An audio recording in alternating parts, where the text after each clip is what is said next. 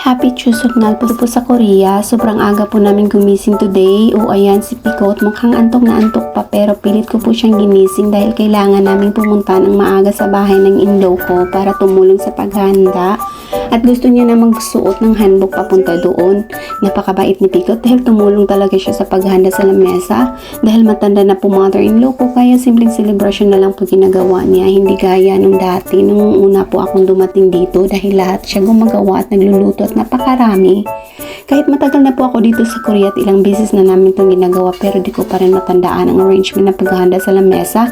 Kita nyo, dalawang lamesa po ito kung tawagin dito ay sang. Mga food sa maliit na lamesa ay tag-iisa lang siya bawat klase at sa malaking sang naman ay pares po siya at yan daw ang tawag. Ang dapat na arrangement at ang pinaka main po na food dito for this holiday is ang rice cake na kung tawagin ay songpyeon. At nung tapos na po ihanda lahat, nagvavow po sila at chol po kung tawagin na parang pasasalamat po sa mga ninuno nila to show gratitude for the past and future. At pagkatapos sabay-sabay po kami kumain. Pagkatapos po namin kumain, pumunta po kami sa libingan ng father-in-law ko and it's 1 hour away from our house.